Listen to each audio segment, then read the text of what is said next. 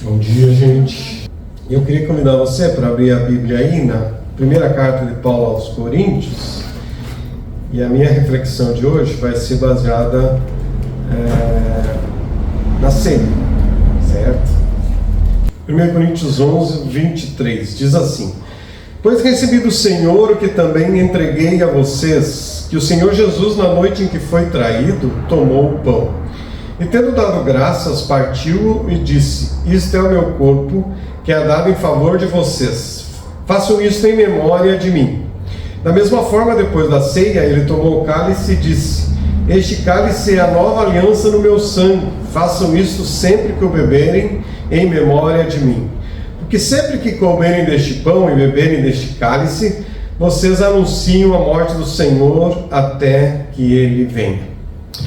Senhor, nós vamos refletir na Tua Palavra e queremos, ó Espírito Santo, que o Senhor venha ministrar os nossos corações, abrir os nossos olhos cada vez mais, dar-nos entendimento, compreensão, sabedoria, dar-nos direção, Senhor, e clareza para viver a vida conforme o Senhor deseja e para sermos pessoas mais semelhantes a Cristo, para fazermos a Tua vontade, seguirmos o Teu plano, vivermos o Teu propósito. Então, Senhor, eis-nos aqui com o coração aberto para a Tua santa palavra.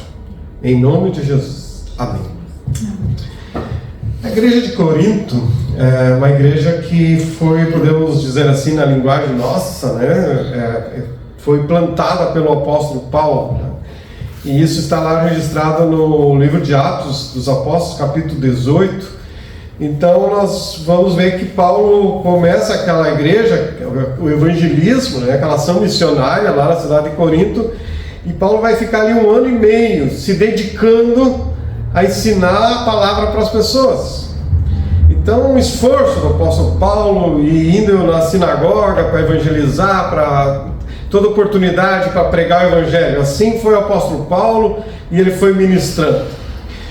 E aí depois Paulo dali, depois de 1 ano e meio, Paulo então segue viagem, na sua viagem missionária, né? E ele vai para outra cidade. E em outra cidade Paulo ouve o relato que a igreja que ele começou lá em Corinto, ela não estava bem. A igreja ela estava tendo problemas, mas não problemas de crescimento, não era problema de número de pessoas. O problema da igreja eram problemas doutrinários, problemas graves. E aí quando tu lê a carta de Paulo aos Coríntios, especialmente a primeira aqui, você se assusta com os problemas que tinha na igreja, né? E Paulo então tem que escrever orientando. Então imagina a frustração do apóstolo Paulo: me dediquei tanto, ensinei, agora eu estou ouvindo notícias tão difíceis, né? Então ele escreve a carta para orientar aquela comunidade cristã. Hoje nós vamos fazer a nossa celebração aqui com a ceia do Senhor. Depois nós vamos, espero que todos vocês fiquem para nós termos o nosso almoço de comunhão, né?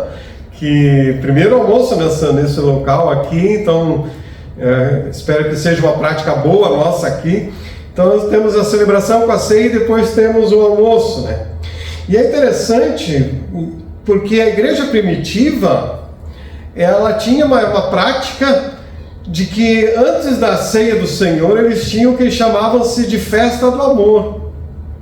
Era a festa do amor.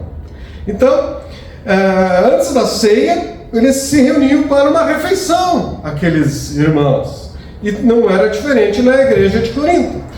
E essa festa do amor, essa comunhão do amor, essa refeição de comunhão na igreja, entre os irmãos, está também registrada lá na carta de Judas, versículo 12, quando ele vai dizer assim, criticando algumas pessoas, né? Ele vai dizer: quando esses indivíduos sem o menor constrangimento participam de suas refeições de celebração ao amor do Senhor, ele vai dizer, né?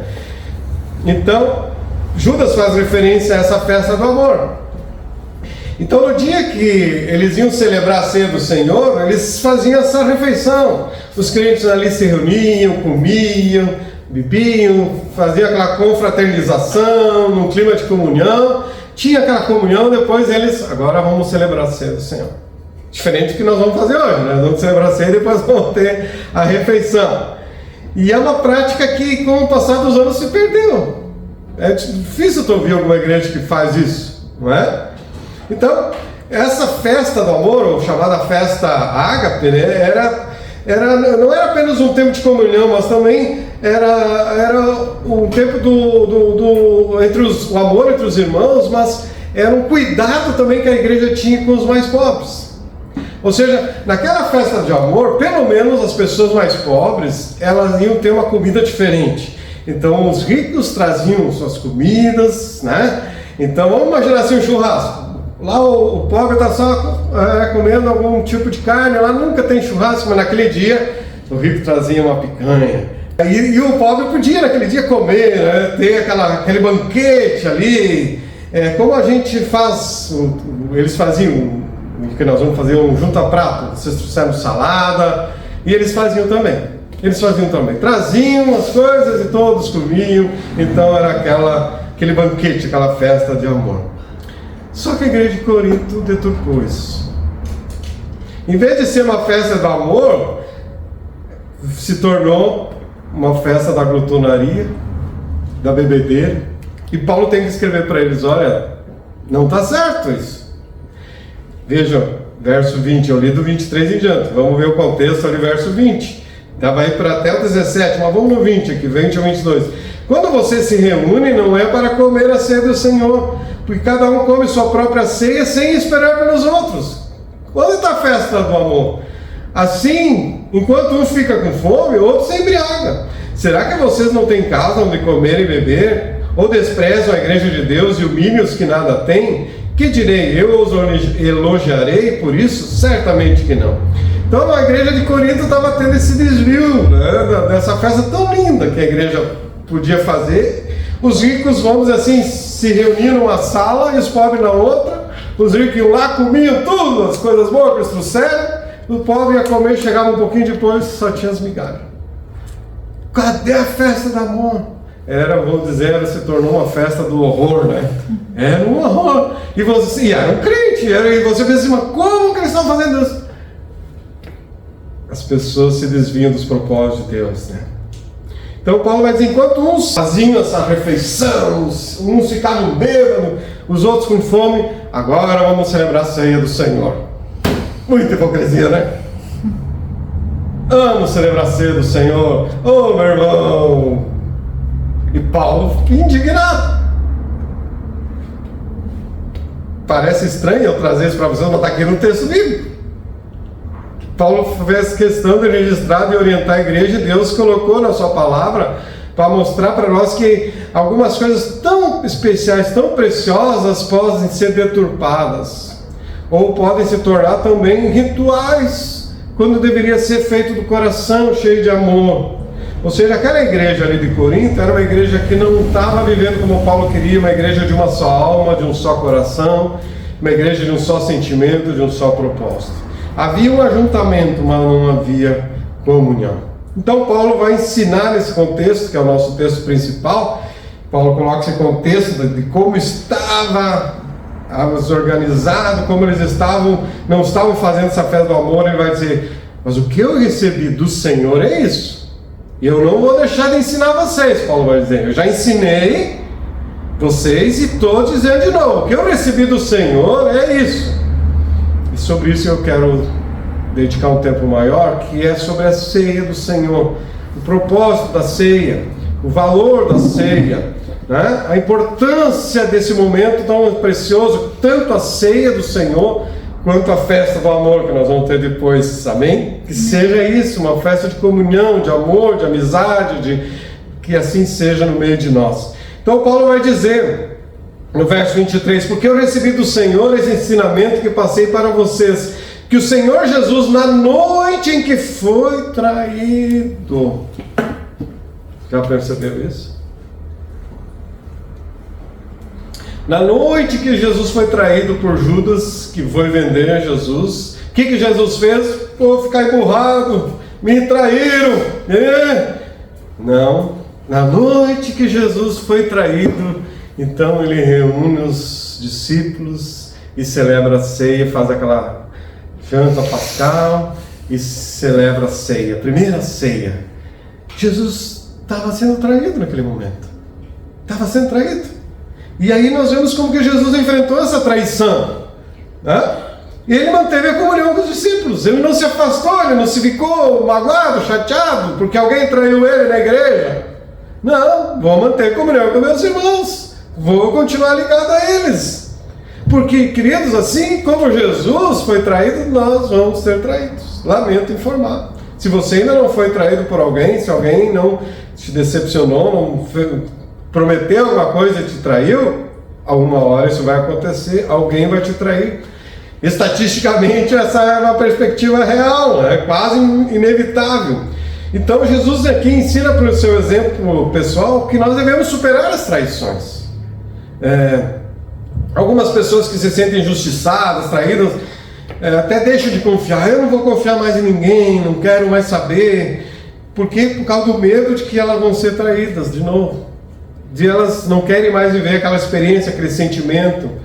E a dor, que todos nós vivenciamos a dor, ela pode nos aproximar dos outros para sermos curados, ou algumas pessoas, quando elas sofrem a dor, elas preferem se afastar. Mas o que nós precisamos é nos aproximar cada vez mais. Porque eu penso que o benefício do relacionamento compensa o risco da traição.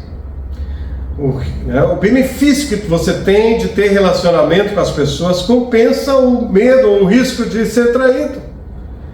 Não vou mais chegar nas pessoas que alguém um dia vai falar mal de mim, vai me trair, então eu não quero. Não, eu acho que o valor, é tão preciosa a comunhão, que vale a pena o risco de passar pela traição. Porque Jesus, na noite que foi traído, ele vai celebrar a ceia de amor, a ceia do Senhor. E diz o texto no final, que ele pegou o pão, verso 24, e deu graças a Deus. Olha só o contexto, Jesus tinha sido traído. E Jesus, que é Deus, ele sabia que daqui a pouco os discípulos iam abandonar ele. Ele ia ser preso, ia ser crucificado. E naquela noite, naquela celebração, o que ele fez? Deu graças a Deus. Deu graças a Deus.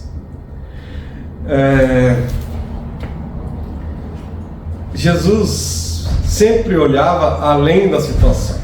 Quando nós olhamos só para aquele momento, se Jesus não olhou somente agora pela traição, Jesus não olhou somente para, vão me abandonar, Jesus não olhou somente, eu vou ser crucificado, mas Jesus olhava além da ressurreição, a glória, a salvação, quantas pessoas iam ser salvas sem nós. Quando nós passamos por situações difíceis ou traição, nós temos que olhar para além, para além, para além. Porque, queridos, sempre nós teremos motivos para agradecer, e mesmo quando não temos motivos, devemos ser gratos. Devemos ser gratos. Eu ouvi relatos de pessoas, ouvi pessoas sendo entrevistadas que nessa enchente, mesmo lá a casa tudo destruída, mas eu sou grato porque eu estou vivo, diz a pessoa. Eu estou grato porque perdemos os bens, mas nós estamos bem. Quem quer agradecer vai encontrar motivo para agradecer. Pelo menos nós cristãos, e olhando para os apóstolos, olhando para as pessoas na Bíblia, que sofreram tanto, muito mais do que eu, muito mais do que você, os prejuízos que eles tiveram, mas nós vemos eles sendo agradecidos. Por quê? Pela vida e pela vida eterna. Pela vida neste mundo, pela vida eterna. Pela fé que nós temos em Cristo Jesus. Quem não quer encontrar motivo para agradecer, vai encontrar motivo para murmurar e reclamar. Você vai encontrar. Quem não quer agradecer, vai reclamar. Então, quando as coisas não vão bem, eu posso continuar sendo grato, porque a minha gratidão é um estado de espírito. Não depende da situação. Se eu tenho ou não tenho, se eu ganho ou não ganho. Eu vou agradecer porque eu ganhei. Não.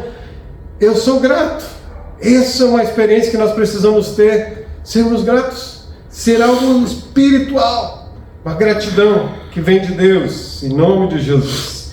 Verso 24, o apóstolo Paulo continua dizendo que Jesus deu graças a Deus, depois partiu o pão e disse: isto é o meu corpo, que é entregue em favor de vocês, façam isso em memória de mim. Palavra de Jesus, ele diz, pega o pão e usa o pão e diz: esse é o pão, é o meu corpo entregue em favor de vocês. Então aqui nesse versículo nós vemos duas coisas importantes. Primeiro, que Jesus está dizendo que ele estava fazendo uma entrega em favor de vocês. Uma entrega. É óbvio que nós precisamos lembrar do que está registrado por João lá no capítulo 3, verso 16, que diz: porque Deus amou o mundo de tal maneira que deu o seu único Filho, para que todo aquele que nele crê não pereça, mas tenha vida eterna. Então aqui Paulo está dizendo, citando as palavras de Jesus, que Jesus assim estava sendo entregue, ele estava se doando por amor a nós. Estava se doando para a nossa salvação. E essa palavra entrega aqui citada significa na ideia do pão, o pão quebrado. O pão quando é quebrado e repartido. Então o Cristo não é só para mim, ele foi entregue por nós, por você. Então quem está do teu lado, teu irmão, recebeu desse pão. E juntos nós fazemos parte desse pão espiritual, dessa comunidade de filhos de Deus. Por quê? Porque Jesus foi quebrado. Ele se entregou por nós. Ele, o pão que é quebrado e repartido. E assim nós temos que fazer com a nossa fé, repartir a nossa fé, repartir o que nós temos, repartir a salvação, repartir o que temos para as outras pessoas, porque Jesus se doou, se quebrou, e assim nós devemos seguir o seu exemplo. Ele deu a sua vida e nós devemos dar a nossa vida pelas pessoas. Nós devemos dar. Entregue em favor de vocês. Entregue por você. Por amor a você. E também no lugar de você na cruz. Jesus se entregou. E ainda diz que Jesus disse: quando celebrarmos a ceia, tanto o pão quanto o cálice, façam isto em memória de mim. Memória de mim. Eu achei interessante que alguém escreveu dizendo que essa ordenança de Jesus, ele não está dizendo para nós lembrarmos dos seus milagres. Ele diz que é para nós celebrarmos, para lembrarmos da sua morte. A ceia é para lembrar do sacrifício de Cristo, não dos seus milagres. A ceia é para lembrar de que o sacrifício de Cristo na cruz é que nos dá salvação. Não é o seu milagre que dá uma cura, que dá uma bênção financeira. O que temos que anunciar e relembrar é a morte de Cristo. Porque é isso que é a diferença no mundo. Até o diabo pode dar bens para as pessoas, pode abençoar, ajudar as pessoas. Abençoar é difícil, né? Ele ofereceu a Jesus: se tu me adorar, eu te dou os reinos aí. Quer dizer, ele tem o poder de dar coisa para as pessoas e faz. Mas só Jesus que dá salvação. Só Jesus que dá salvação. Só Jesus. Então, quando nós celebramos a ceia, é em memória do que Jesus fez por nós. Temos que lembrar sempre do que Jesus fez. As pessoas neste mundo, elas precisam de Cristo para serem salvas. Elas precisam de Jesus. Elas precisam de Jesus. Se convença disso. As pessoas precisam de Jesus. Você precisa de Jesus. Verso 25, Jesus diz, Paulo escrevendo: da mesma forma, depois da ceia, ele tomou o cálice e disse: este cálice é a nova aliança no meu sangue. Façam isto sempre que o beberem em memória de mim. Essa aliança, esse compromisso que Jesus, então, quando a gente está bebendo o cálice, estamos lembrando que o sangue de Jesus me traz o perdão dos pecados, mas formou essa aliança com Deus. E essa palavra aliança também pode ser traduzida por testamento. Ou seja, Jesus escreveu o testamento e selou com o seu sangue esse acordo com a gente, que você vai ser salvo, que você tem vida eterna. É um acordo, está selado. Aleluia, não é? Aleluia. Porque Jesus está dizendo que essa é uma aliança de Deus com o seu povo. E a garantia é com o meu sangue. O meu sangue é a garantia desse testamento. E o meu sangue é a garantia dessa aliança que eu tenho com vocês. Aleluia, obrigado, Senhor. por esse selo dessa aliança, o perdão dos nossos pecados, que nos livra da ira vindoura. Você acha que tem problema? Imagina as pessoas sem Jesus que vão enfrentar a ira divina. Nós estamos livres, perdoados. Glória ao Senhor. As palavras de Jesus continuam, verso 26. Porque sempre que comerem deste pão e beberem deste cálice, vocês anunciam a morte do Senhor até que Ele venha. Então, quando nós estamos realizando a ceia, nós estamos anunciando a morte do Senhor. Quando estamos celebrando a ceia, estamos lembrando que Jesus morreu, como que Ele morreu, por que Ele morreu e que Ele ressuscitou. E Jesus espera que nós venhamos anunciar isso para toda a humanidade, porque essa é a nossa missão. Essa é a tua missão neste mundo. Anunciar que Jesus morreu e ressuscitou e que quer ser o Salvador das pessoas. Essa é a tua missão. Esse deve ser o nosso foco. E que o Senhor nos leve a lembrar, o Senhor venha nos convencer e venha nos impulsionar nessa missão. Agora, fazer a ceia em memória, ter esse momento tão especial, uma ceia do Senhor, uma festa do amor, uma ceia de gratidão, como Jesus deu graças, não é? É uma ceia que podemos dizer que a ceia do Senhor é uma ceia de gratidão. A ceia do Senhor é uma ceia para anunciar que Jesus um dia vai voltar, para lembrar que Jesus morreu, mas para anunciar que Jesus vai voltar. E Paulo vai dizer que como que nós devemos então, como a igreja ali de Corinto deveria praticar a ceia, participar da ceia. Como eles deveriam mudar aquela postura que eles tinham perante a ceia. E alguns estavam bêbados e não conseguiam discernir se isso era vinho ou era o ceia do Senhor, porque estavam bêbados. Esse era o contexto. E Paulo diz assim, vocês precisam ter a mente muito clara. Por isso ele vai dizer no verso 28, exortando, examine-se, pois, o homem a si mesmo. Então, quando Paulo está dizendo, é para você examinar, não é para você olhar para o teu irmão. Deixa eu examinar, será que o meu irmão está bem para participar das ceias? Será que ele está tudo certo na vida dele? Como é que está? Não, ele está dizendo, examine a você. Olhe para dentro de você, analise a tua vida. Faça esse exame. O momento não é somente no dia da ceia que nós temos que fazer isso, é diariamente fazer esse exame do coração. Amém? Temos que fazer isso.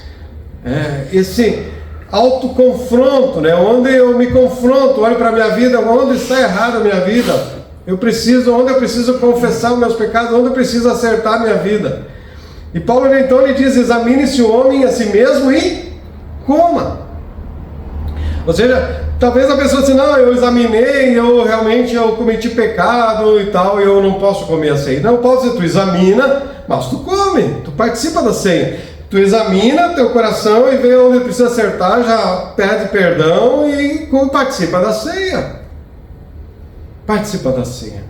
E quando no verso 27 ele diz que nenhum deve participar ou indignamente, né?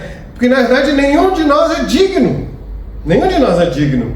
Mas o que Paulo está dizendo aqui, nesse indignamente, outra hora eu vou expor isso mais profundamente, mas resumidamente Paulo está dizendo indignamente aquele que não distingue, eu estou agora fazendo uma refeição ou eu estou lembrando e trazendo a memória o que Jesus fez por mim. Jesus morreu por mim, o corpo de Cristo foi crucificado, o seu sangue foi derramado. Tem que ter essa consciência, esse entendimento.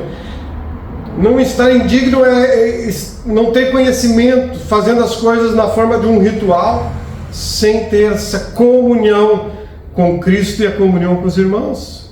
Uma ceia de amor com o Senhor e uma festa de amor com os irmãos. Tem que haver esse discernimento. Esse é o contexto que Paulo está falando sobre isso. Mas coma, examine-se e coma. E chegando ao final, verso 33, o apóstolo vai dizer que quando vocês reúnem, espere os outros para participar dessa festa do amor. Não é? Ou seja, o corpo de Cristo é importante. Essa comunhão com o Senhor e essa comunhão com os irmãos é importante. É uma ceia, é um momento de comunhão. E quando nós nos reunimos, e como igreja, e como na célula, ou aqui, como na ceia, nós temos que lembrar: aquele irmão não está aqui hoje, vou dar uma ligada para ele, como é que está aquela pessoa? Porque a ceia é uma comunhão com Cristo e com os irmãos, como corpo de Cristo. Então é importante nós olharmos para os outros que não estão. Por que ele está faltando? Como eu posso ajudar meu irmão? Vou entrar em contato para orar com ele?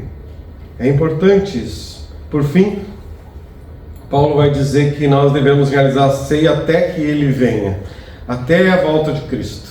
Talvez a igreja primitiva fazia a ceia mais regular, talvez semanal, né? Não sabemos, talvez todo domingo. Se criou o hábito, não é bíblico, de nós realizarmos a ceia uma vez por mês, mas eu acho que é saudável ter essa prática, né? Mas a ceia deve ser feita por nós sempre para até a volta de Cristo, aponta para trazer à memória o que Jesus fez na cruz do Calvário e aponta para a volta dele. A ceia aponta para a primeira vinda dele, quando ele morreu na cruz para nos salvar, e a ceia aponta para a volta de Cristo. As duas coisas estão presentes na ceia do Senhor. Lá no Evangelho de Mateus, capítulo 26, ele vai registrar que ao final da primeira ceia que Jesus realiza ali para os discípulos,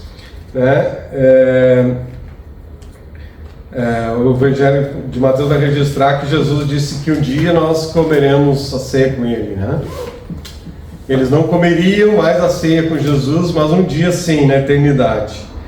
Perceba que Jesus ele estava ali, Mateus 26, Jesus estava reunido com os apóstolos, com os discípulos, daqui a pouco ele ia ser preso, iria ser crucificado. Jesus está sempre olhando para frente, sempre olhando para além, olhando para aquilo que vai acontecer, sob o controle, sob o domínio. Então Jesus estava sempre pensando no reino, porque a cruz não ia ser derrota, a cruz não ia ser derrota para Jesus, não ia ser derrota. Assim como as tuas derrotas, aparentes derrotas nesse mundo não são derrotas, porque um dia você vai estar na glória, e nós temos que olhar para lá. Então até que Jesus volte, até que Ele venha, vamos celebrar a ceia do Senhor, amém? Vamos celebrar uma ceia de amor, vamos celebrar uma ceia de gratidão, vamos fazer festa de amor, festa de comunhão, que é o que Deus espera de nós como igreja, uma igreja que viva com amor. Vamos fazer a ceia para trazer a memória, para anunciar o Evangelho de Jesus Cristo. Até que Ele venha, nós devemos continuar firmes na fé, até Jesus voltar. Eu quero me encontrar com Ele, eu quero estar firme na fé, até que Ele volte. Eu tenho que continuar amando o próximo, ajudando as pessoas, ajudando o necessitado. Até que Ele venha, eu preciso continuar anunciando o Evangelho, para que as pessoas sejam salvas, para que o teu familiar seja salvo, para que o teu amigo, para o teu colega seja salvo. E ele vai um dia te dar um abraço, como já aconteceu comigo. Talvez algum amigo, algum parente um dia vai te dar um abraço e vai dizer: obrigado porque um dia tu falou de Jesus para mim, e hoje eu sou salvo porque você me apresentou a Jesus. Me apresentou a Jesus. Que nós possamos receber muitos abraços de pessoas que vão crer em Jesus Cristo através do nosso testemunho. Em nome de Jesus. Amém.